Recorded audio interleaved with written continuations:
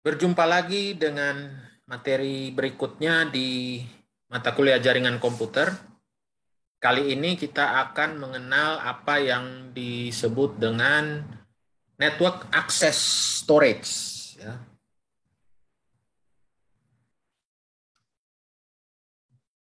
Oke, ada beberapa definisi yang saling menguatkan seputar network access storage. Ya.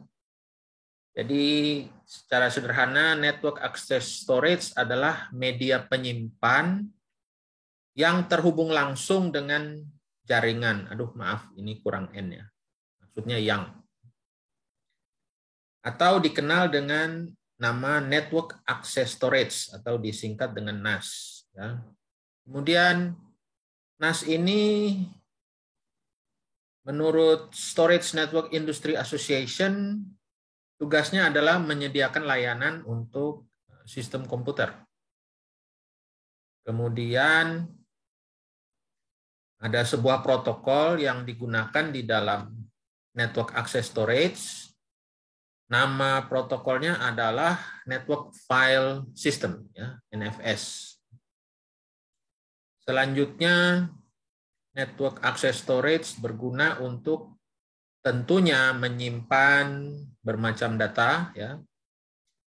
Kemudian dengan jumlah yang sangat banyak, tentunya juga hard disk-nya atau SSD-nya sekarang ya, solid state drive-nya itu kapasitasnya terabyte ya, berapa ribu terabyte atau berapa juta terabyte mungkin ya, kita tidak tahu kemajuan teknologi sudah seperti apa. Nah, ini di sebelah kanan ilustrasi di ruang data center ya. Ini bisa server-server, bisa di dalamnya juga terdiri dari disk ya. Ini sepintas lalu di sudut ini mungkin disk ya, ada colokan IDE untuk hard disknya, mungkin ya. Tapi kurang lebih seperti inilah tersusun di dalam ruang-ruang data center ataupun local area network atau penyimpan-penyimpan khusus di perkantoran dan industri-industri yang mendukung membutuhkan layanan teknologi informasi berupa penyimpanan data yang sangat besar. Oke, selanjutnya network access storage biasanya terdiri dari bermacam hard disk, ya, banyak sekali hard disk, khususnya yang disusun, ya. Ada redundant access of inexpensive disk atau istilahnya RAID. Ya, zaman dahulu itu terbuat dari pita magnetik, ya, gulungan-gulungannya dengan diameter 30 cm, ada mesin-mesin AS 400. Ya, seingat saya dulu di Bandung di Asia Afrika itu BNI 46 tahun 92 itu sudah pakai itu ya. Network Access Storage AS 400, lalu ada piringan-piringan ya. Mungkin sekarang sudah tidak dipakai lagi.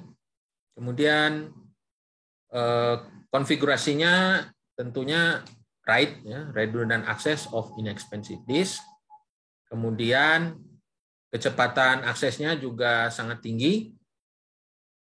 Dan NAS ini sejak dulu merupakan solusi penyimpanan data dengan kinerja tinggi yang dapat diandalkan. Ya. Contohnya yang banyak sekali kita gunakan sampai dengan hari ini adalah data sosial media ya, disimpan di dalam network access storage, termasuk tutorial video ini, videonya pun masuk ke dalam penyimpanan network access storage di markasnya YouTube sana. Ya. Oke, selanjutnya kita lihat beberapa konfigurasi ya. Yang pertama itu direct access storage. Jadi ada server, kemudian terhubung dengan susunan disk ya, RAID. Nah, ini berdiri sendiri, mungkin dia di kantor usaha kecil menengah ya. Seperti ini. Jadi bukan hard disk yang dimasukkan ke dalam kotak ini ya, kotak komputer atau kotak server ya. Tapi ini berdiri sendiri karena dia ada sistem operasinya, ada IP address-nya. Ya. Dia semacam server juga, tapi khusus untuk penyimpanan. Jadi di server ada OS, di sini juga ada OS, di server ada IP, di sini juga ada IP-nya, IP address-nya. Ya. Nah, bentuk selanjutnya adalah network access storage yang kita pelajari ini. Ya. Nah, di sini kita lihat, di sini ada sekian banyak server, ya, server A, B, C, D, dan seterusnya. Kemudian server-server ini dihubungkan ke local area network. Jadi misalnya di sini IP-nya 1, 2, 3, 4, misalnya 192.168, 01, 02, 03, 04. Maka bisa saja di sini network access storage-nya 05. Gitu. Atau jika beda subnet, bisa juga. Misalnya di sini 10.10.01. Maka di sini local area network-nya harus pakai router, ya, harus pakai router karena IP-nya beda subnet. Nah, kemudian dari satu jaringan local area network, jika IP address-nya tipenya public atau bisa diakses dari seluruh dunia, maka akan terhubung menjadi internet, ya, atau World Area Network, ya, internet. Nah, jadi di sini IP-nya IP lokal. Nah, di sini IP-nya IP public, ya. Jadi di sini saya masukkan tampilannya peta dunia, ya. Dengan maksud bahwa lokasi-lokasinya tersebar di seluruh belahan dunia dan terhubung dengan IP public, ya. Satu media penyimpan yang sangat besar, ini write-nya juga ada di berbagai posisi sehingga namanya menjadi SAN, ya, storage area network. Oh, kenapa ini kita keluar? Oke, ya. Nah, sekarang framework-nya apa saja di dalam satu kotak network access storage itu, ya. Nah, di situ ada semacam BIOS-nya, ya, atau chip pengendali, ya, ada setup-nya, BIOS setup-nya itu. Nah, kemudian ada ada sistem operasinya, ada OS-nya. Nanti kita lihat OS-nya apa saja. Kemudian yang menjadi media penyimpannya ada RAID, ya, redundant access of inexpensive disk. Ini adalah kumpulan hard disk yang dirakit sedemikian rupa secara paralel untuk menjamin keamanan data ketika satu bagiannya rusak. Jadi otomatis di backup ke bagian yang lain. Jadi ada istilah yang namanya hot plug. Kita bisa cabut hard disk yang rusak, kemudian pasang hard disk yang baru, kemudian dilakukan recovery. Nanti hard disk yang baru itu akan terisi lagi oleh data dari hard disk lainnya. Jadi data kita tetap aman, ya. Jadi saya ulangi lagi, network access storage kerangkanya adalah satu, dia punya chipset untuk mengatur sistem operasi dan lain-lain. Kemudian dia tersusun dari sejumlah disk, ya, bisa hard disk, bisa solid state drive, ya. Tentu kalau sekarang itu mungkin sudah pakai SSD karena butuh akses yang cepat. Nah, kemudian tentu ada sistem operasi di dalamnya untuk mengendalikan berbagai kebutuhan operasional. Nah, kemudian sistem operasi apa saja yang ada di dalam network access storage, ya. Ini ada bermacam-macam, ada yang gratis dan ada yang berbayar, ya. Antara lain ada Open Media Vault. Ya, vault ini maksudnya penyimpan, ya. Bahasa Inggris, kemudian ada EasyNAS, ada TrueNAS, ada Proxmox, ada Unaid, macam-macam dengan lazimnya pakai sistem operasi berbasis Linux atau Unix, ya. Di sini ada Linux SUSE, ada Linux Debian, ada Linux Ubuntu, mungkin ada FreeBSD juga, ya. Seperti itu. Nah, yang terakhir, bagaimana kita harus mengamankan network access storage kita. Ya.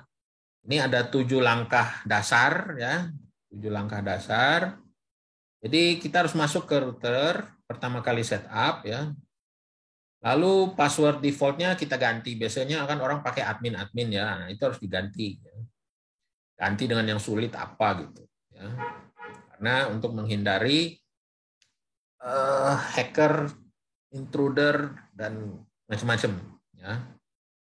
Kemudian jika kita selesai mengatur password utama, nah, security untuk di routernya kita pakai pilihan tertinggi yang ada, ya, mungkin WPA3, jangan pakai WPS lagi, ya.